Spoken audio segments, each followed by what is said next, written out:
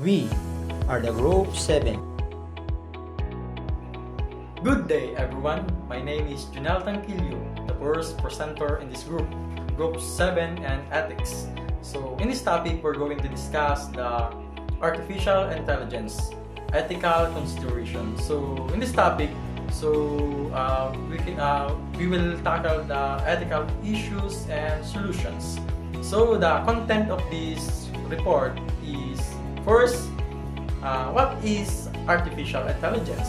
Second, ethics in the field of AI. Third, ethical issues in the field of AI. And fourth, how can we help? And the last is, how will you use AI or artificial intelligence? So, let's go.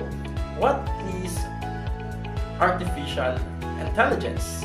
So, sa inyong palagay, sa inyong opinion, what is artificial intelligence? We are in the modern world at alam natin saan naman tayo pumunta is nakikita na natin sa ating paligid ang mga computer, mga technologies and also the AI. AI is the use of computer systems to simulate human mental processes such as interpreting and generating language. So, in using AI, so dito sa once na ginagamit natin ng AI, so we can gather data, we can interpret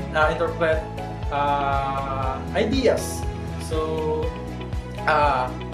AI or artificial intelligence is a branch of computer science that focuses on creating intelligent machines capable of performing tasks that typically require human intelligence. So, these tasks include learning, problem solving, perception, understanding natural language, and more. So, AI systems are designed to mimic human cognitive function, such as learning from experience, adapting to new information, and making decisions based on data. So, AI technologies encompass machine learning, natural language processing, computer vision, robotics, and more, with the goal of developing systems so that can perform tasks autonomously and efficiently. So, how is artificial intelligence used in everyday applications? So, artificial intelligence in everyday applications.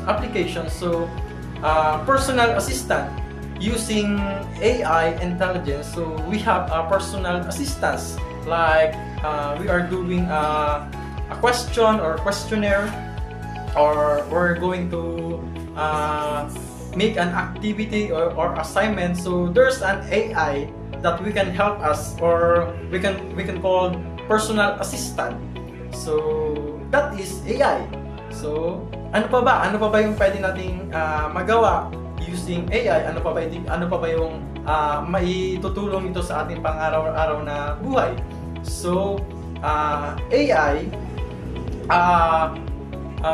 pwede natin siya maging partner, no, sa ating, hindi lang sa pag-aaral, pwede rin sa ating pagtatrabaho, in doing research. So, pwede rin nating maging katulong ang AI.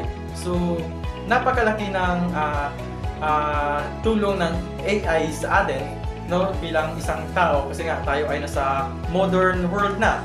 Talagang AI is talagang namamayagpag na sa ating panahon. So, in this topic, susunod sa akin si Mr. Raymond at ipapaliwanag niya ang mga examples of using AI. So, that's all. Yun lang po ang aking part at bibigyan ko na ang pagkakataon sa susunod na reporter, Mr. Raymond Tulipas. Thank you po.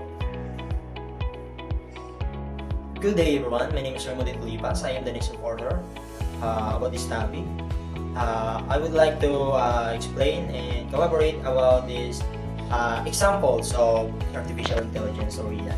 So here's the examples: chatbots, smart assistants, e-payments, searching algorithm, video streaming, smart cars, and navigation apps, facial recognitions, and text editors, and social media feeds. So let's talk about first on chatbots. So chatbots can be utilized for various tasks, from basic customer service inquiries to providing health advice. Some of significant chatbot examples is Gemini or OpenAI or Google. So makakatulong po itong mga apps na ito para masagot yung mga katanungan natin, para i-consider din yung mga learning na ideas ng iba. So ang chatbots po ay makakatulong sa atin para mas ma-enhance yung ating kaalaman regarding dun sa mga bagay na tinatanong natin.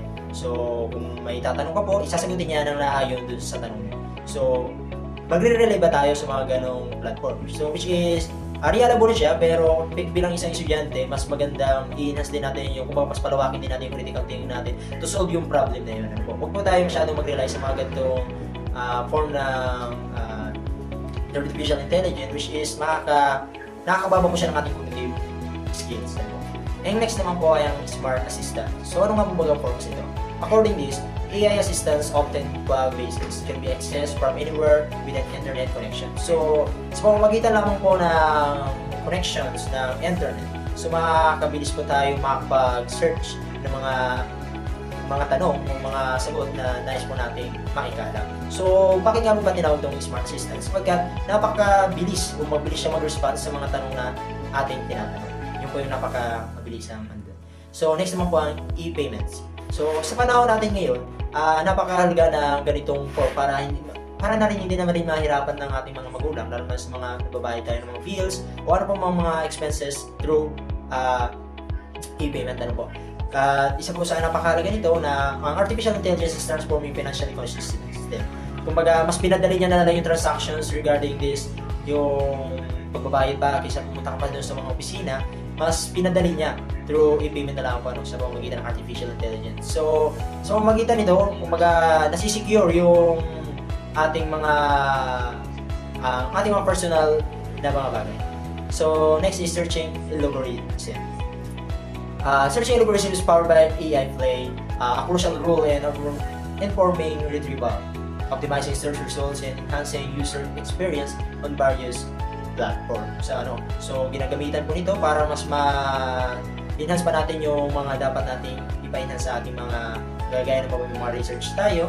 At kung nahihirapan tayo sa mga bagay na ito, pwede tayo magkaroon ng assistant for this platform na artificial intelligence o AI. So, media streaming. So, magitan po ng media streaming, napakabilis na rin po nito kasi mabilis po nito nabubroad yung kanilang mga informations na dapat nating malaman sa pamamagitan ng artificial intelligence. Pwede na rin tayo nito sa pamamagitan ng internet, na mas mapapabilis natin kung mapapalawak pa natin kung ano yung information na nais natin malaman. Kagaya naman ito, kagaya naman na pamamagitan ng AI, halimbawa, may mga concerns tayo about sa mga global issues, kung ano mga issues na meron natin, through media streaming na napapalabas, dito tayo nagkakaroon ng kaalaman o nalilinag yung ating kaalaman.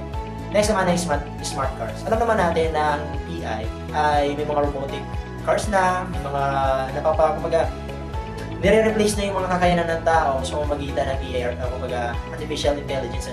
Sa pamamagitan ngayon, kagaya nga ng examples natin, yung smart cars, kumbaga, mayroon na, alam niyo ba yung doon sa ibang bansa, nakapagkaroon na sila ng drive na, kumbaga, yung sasakyan na po ang pusang nagda-drive. Kumbaga, uupo ka na lang, at yun, ida-drive ka na lang niya kung saan ka man niya pupunta. Basta ilagay mo na yung specific na location mo, ay dadaling ka niya.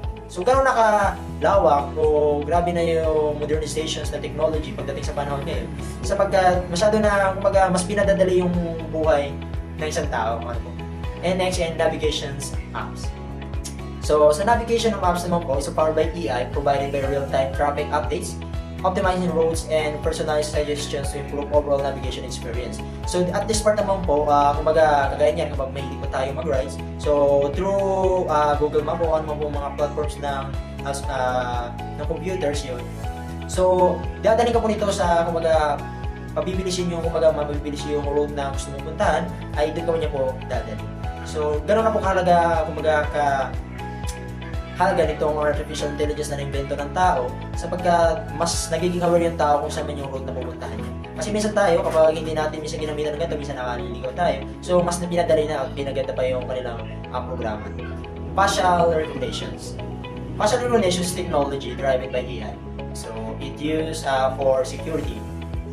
surveillance, access control, personal users, experience, and various applications. And next is text editor. Sa text editor naman po, napaka-modern na rin ng AI.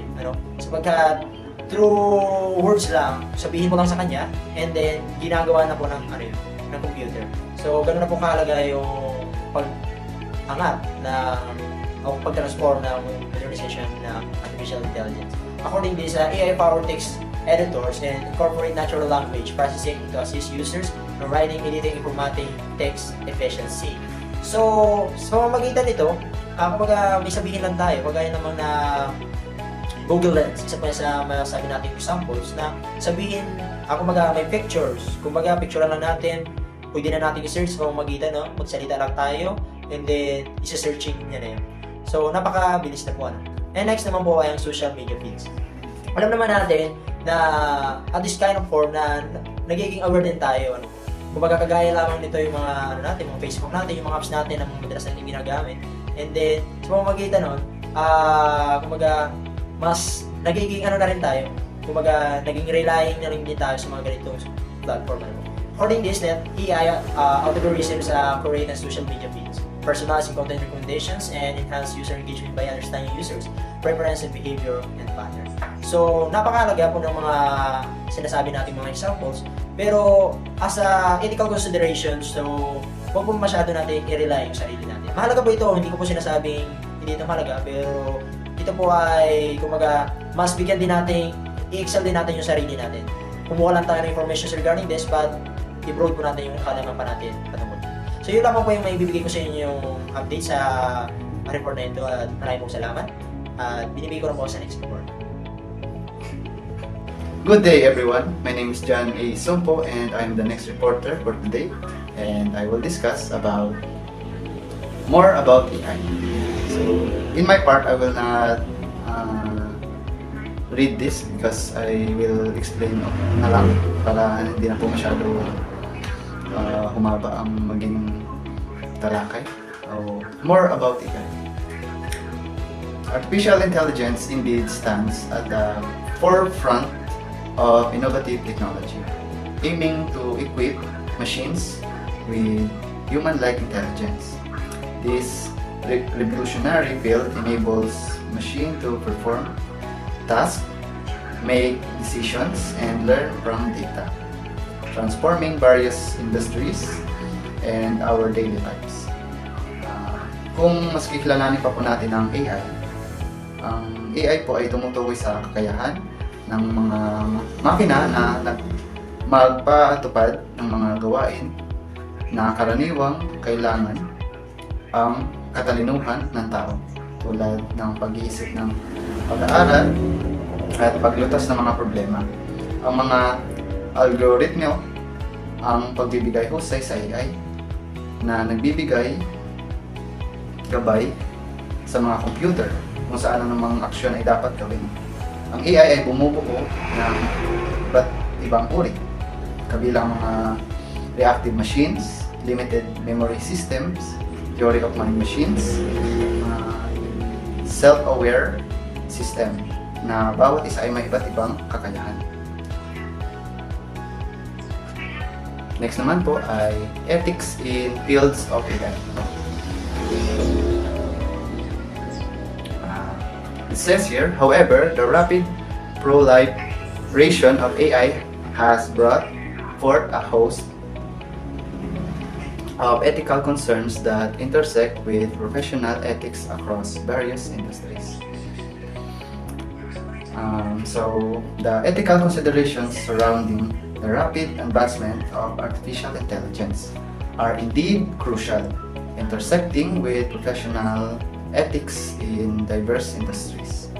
So, in ethical concerns in AI, we have bias and fairness. So, it tells here about AI algorithms can perpetuate biases present in the data they are trained on, leading to discrimination outcomes in areas like hiring, lending, and criminal justice. Second is privacy and data security. The collection and use of vast amount of personal data by AI system arise concern about privacy, infringement, and data breaches impacting individuals' autonomy and security. The third one is transparency and accountability. The complexity of AI algorithm makes it challenging to understand how decisions are made, and posing challenges in holding AI systems accountable for other actions. Next is from potential for biased algorithms to the automation of jobs and concerns. About privacy, the ethical considerations surrounding AI are paramount for professionals across the board. So it says here, ethical considerations surrounding artificial intelligence are of utmost importance for professionals across diverse industries, from addressing biased algorithms to navigating job, automation, and privacy concerns. Professional play a vital role in ensuring the responsible development and deployment of AI technologies. Next is, as AI continues to reshape our world, it is imperative that individuals or organizations adherent to the set of guiding principles that uphold ethical standards, fostering a harmonious relationship between technological advancement and professional integrity. So it says here, an artificial intelligence continues to reshape our world. It is crucial for individual and organization to adhere to the set of guidelines, principles that uphold ethical standards by fostering harmonious technology advancement and professional integrity. We can navigate the impact of AI responsibly. Key principles include transparency, accountability, fairness, privacy, human-centered design, continuous learning, cross-disciplinary collaboration, ethical governance, public engagement, and consideration of long-term impact. And the last is, in this discussion, we delve into these critical ethical issues and their profound connection with professional ethics, navigating the intersection of AI and responsible principle practiced in modern age. And the discussion has focused on the critical ethical issues surrounding artificial intelligence and its profound concerns with professional ethics. We have explored the intersection of AI and responsible principle practice in modern age highlighting. So in here we have ethical issues.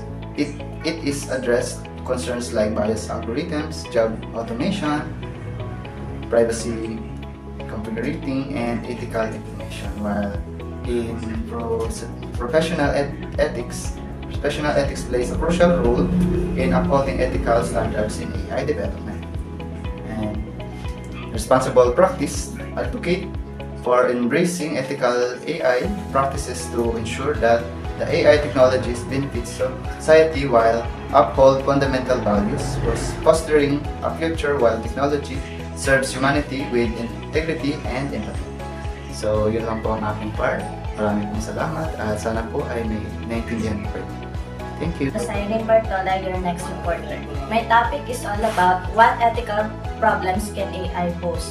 From the algorithmic bias and privacy violations to questions of accountability and autonomy, the increasingly profound and multi-phased, this exploration delves into the intricate web of ethical issues surrounding artificial intelligence, shedding light on the crucial considerations that underpin the responsible development and deployment of AI technologies.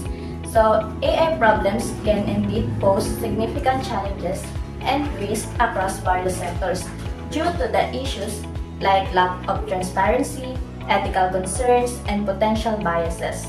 These problems are results of complex nature of AI system and and their applications in different areas. It is crucial to address the challenges to ensure the responsibility of development and deployment of artificial intelligence and technology. So, ang mga kinakaharap daw po na kalimitan na problem sa AI ay kalimitan po ay transparency, bias and fairness, privacy, and accountability. So, ano nga po ba yung apat na yun? So, una po ay bias and fairness. AI system can inherit biases present in their training data, leading to discriminations against certain groups. Ensuring fairness AI decisions making is a significant challenge. So, AI systems can exhibit biases that leads to discriminatory and unjust outcomes in various domains like hiring, lending, law enforcement, and healthcare. These biases often stem from the training data used, highlighting the importance of transparent AI process. The next one is privacy. AI technologies, especially in surveillance and data analysis, can infringe upon individuals' privacy rights. Striking a balance between security and personal privacy is crucial. Surveillance practice, transparency issues extend to surveillance practice for data gathering and privacy concerns of court users. The secretive nature of data collections and usage in AI system raises questions about accountability and trust. The next one is accountability, determining who is responsible when AI system makes errors or harmful decisions is often unclear. Establishing legal and ethical frameworks for accountability is a change. Lack of transparency in AI tools leads to decisions that are not always understandable to humans. This lack of intelligibility can result in biased or discriminatory outcomes, embedded bias, and inaccuracies in AI-based decisions.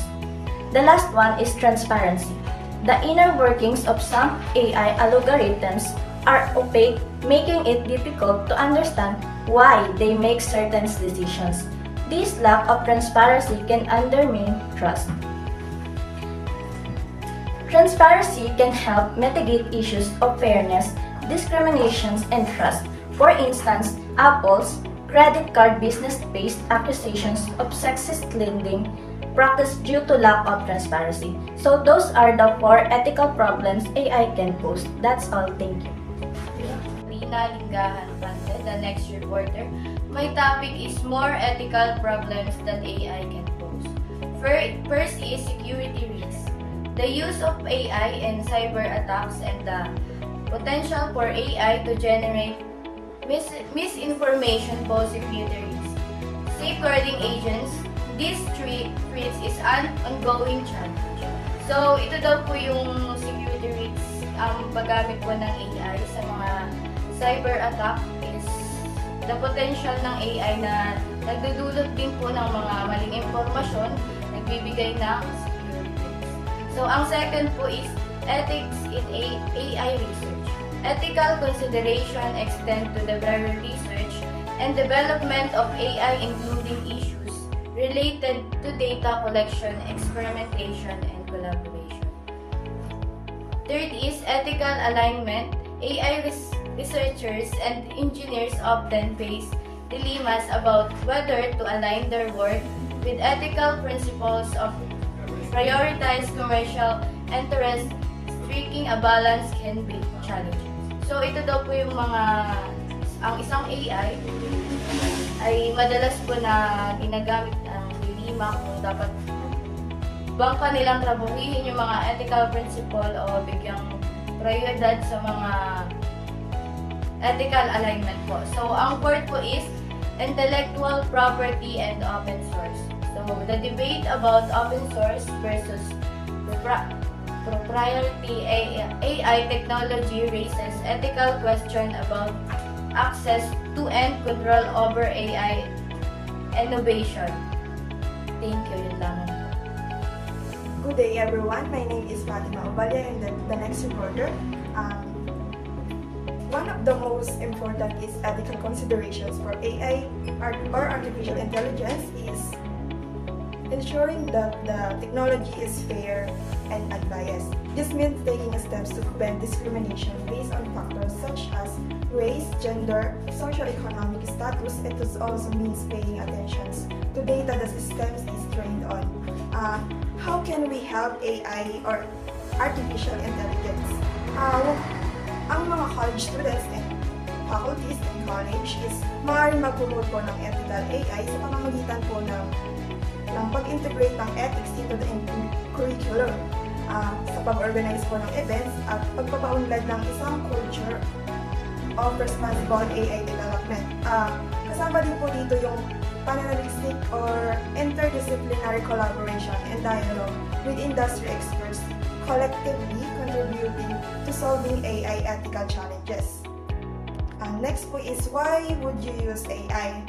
Ethical AI use involves transparent data handling, minimizing bias, ensuring privacy, and making decisions in the best interest of society. So, paano nga ba tayo matutulungan ng AI?